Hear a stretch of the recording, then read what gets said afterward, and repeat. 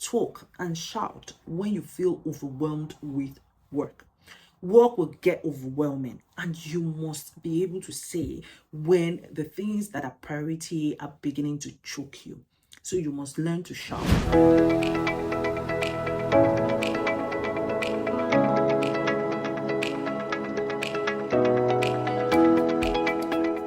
Welcome. My name is Bukola. I am a career mentor, a career coach, an inspirational speaker, and I'm a Big Four audit manager here in the UK. And in this video, I'll be sharing with you my own step-by-step guide into delivering top quality work.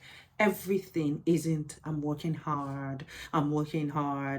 Like, there is more to consider when you're doing your work, and more things you need to bring into perspective, and that may just be the reason why it may not be clicking at work. So I'll walk you through some of the things you need to be thinking about. The first thing is you need to know why you are the one doing that work and why you are doing it in the first place. Why am I the one doing it, and why is that work being done? Now, when you ask that type of question, it helps both the giver of that task and you, the receiver of that task. It gives you both the ability to think more deeply about the efficiency that surrounds you getting that work done. So for instance, why should that piece of work be on your own plate? Why not on the plate of another person, maybe more junior to you or even more senior to you? Why do you have to do it? Does it make sense for you to be doing that task? Number two is, does it even make sense for that task to be done at all? There are many times that I have challenged tasks that I feel like, no, we don't have to do this manually. If we can just generate a report and tweak here and there, why are we doing this manually? Okay, so you need to understand the why. Now, what the why also does for you is it gives you a bigger, broader picture, so that by the time you are now discussing that piece of work, there is an understanding behind it that allows you to give your progress update like a pro, because you know why you're doing it and it makes full sense to you. You also know why it fits into the broader picture. You also know why it fits into the broader vision, and you will feel proud to be doing something that makes important sense to important people. So it is quite key that you understand why you're doing that task. The next thing I'm going to say to you is this, that you need to learn to do deep work instead of light touch. Now, if you are high up on the chain and you have people supporting you, then you can make use of that resource, of those resources available to you to do deep work. So you need to pick a task and do it to an extent that you feel comfortable with before turning it in.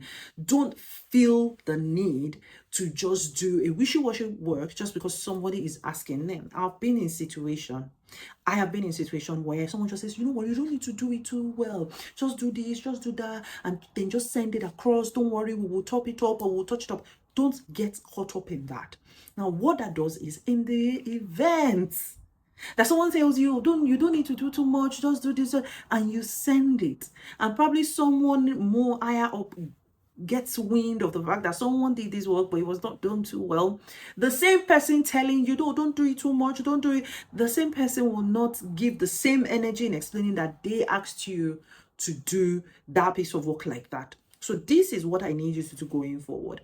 If a piece of work has your name on it, you are going to insist that it gets done to a level where you feel comfortable to attach your name to it. This is one of the things. Now, there are some times when you are doing a piece of task, and within that task, there are subtasks that are completed by other people. And I have been in that same situation before, where a piece of task is, you are responsible for only a portion of it, but for it to go up the chain to be approved or to be reviewed, you need to do your own sub part of it. Now, don't put your name on that thing, except you have checked that you are happy with the other things that surrounds that piece of work. It may sound, those other areas does not belong to me. Why am I looking at it? You should, because that is where responsibility comes in. And because you're slapping your name against that piece of work, you should pay attention. Because at the end of the day, it won't be, oh, she's just looking at this version, or she's just looking at this part of the project, she's not looking at that. If you want to be a leader at some point, you need to learn to take responsibility, and you need to be asking the right questions. Part of it is to check with those who have equal responsibility for the other work if they are totally happy with those aspects. And if there is a way for you to caveat that you have not looked at all aspects of the work, you have only looked at this aspect before slapping your name on anything, this is quite key. Okay, so think about that.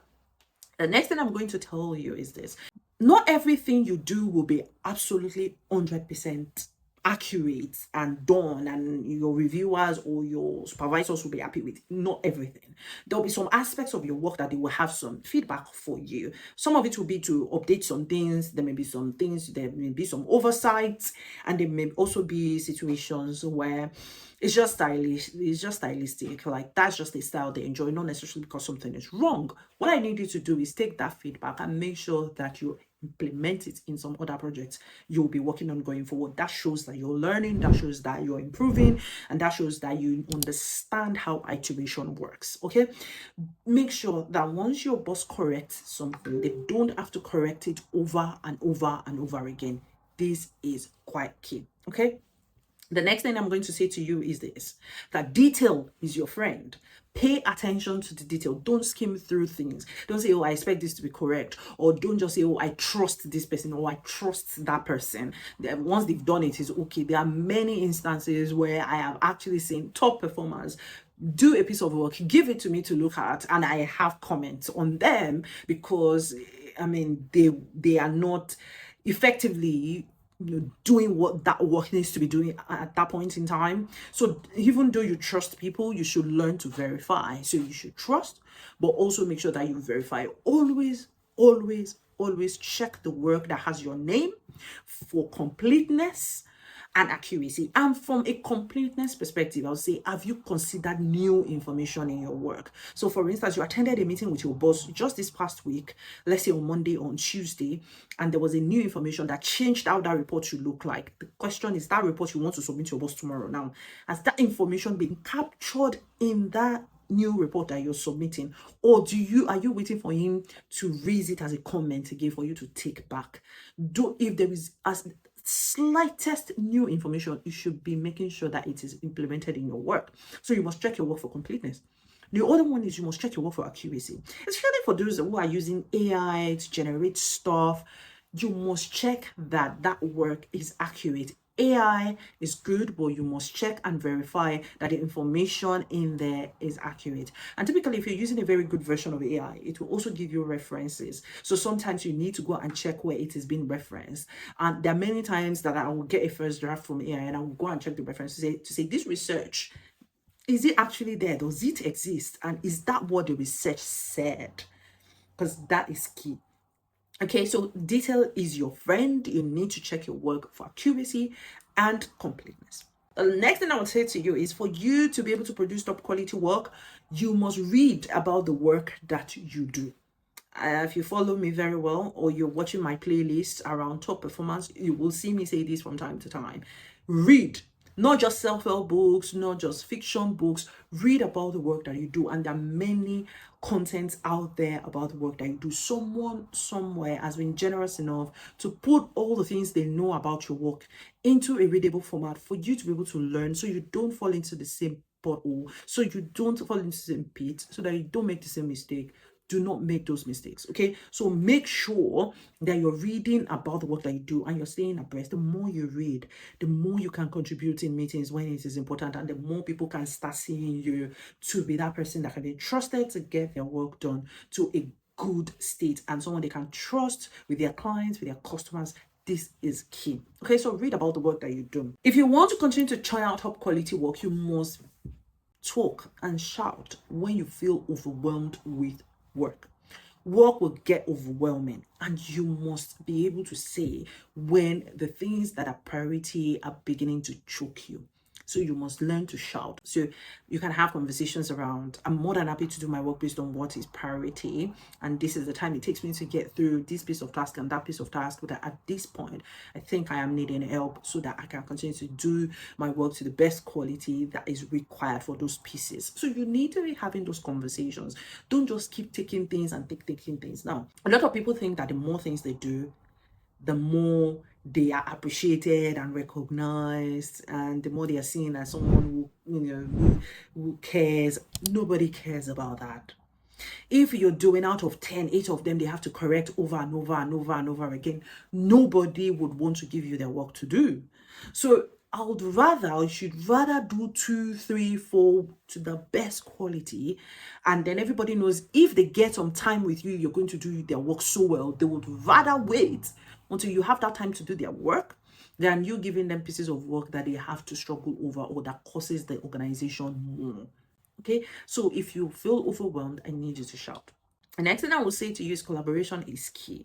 There's some aspects of your work that you may not be entirely great at, and that is okay.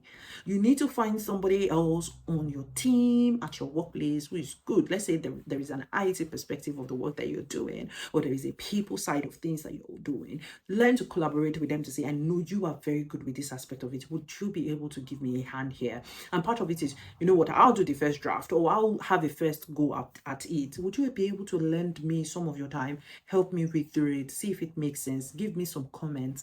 And you need to do that. Okay, sometimes it may also be the fact that you may not be the type who pays attention to deep detail, but somebody else on your team does. So once you do the first draft, it is okay for you to say, please, would you be able to help me have the first quick read of this, and I can take on whatever comments you have. That is key, because those people that you have at your workplace, they're not just there to do their work, they're also there to support you. And that is why it is a pool of talent. Okay, the last thing I'm going to say to you is get into that rhythm of doing a good self-assessment and self-review of your work. And you know this already, that you need to check your work and make sure that it doesn't contain mistakes. You do know this, but this is the additional value I'm going to give you in this video. Give yourself time. So let's say a piece of work is going to take you 2 days. When they ask you how long is it going to take, you tell them 2, 3 days, 4 days. You know why? Once you finish that first draft, give yourself at least a minimum of 5 to 8 hours. Then come back to that work and pick up that work as if somebody else did it, and review it with the reviewer's eye. Okay, what you're going to find in that piece of work, you'll be shocked, because now you're looking at it like, oh, actually, you who prepared it, it is almost it is quite hard for you to pick up your own mistakes. But if you give it some time in between when you prepare it and when you review it, you'll be able to see the mistakes, the disconnect, and you stand back, you'll be able to see some of the disconnect. So do that. These are my top tips, step-by-step guide to delivering top quality work. I hope this helps, and I hope you've got 1 or 2 things to take back to use on your work. If you need support from me, make sure you join the Career Mastery Hub. I'm going to link it in the description box below. You will find the Career Mastery Hub so helpful for your career and personal brand. So make sure that you are subscribing to join us in the community. And if you also want to talk to me one-on-one, you can also see a link that shows you how we can work together. Otherwise, please like, share this content, and leave me comments. Share this video and let other people see it as well. Thank you very much, and I will see you in the next one.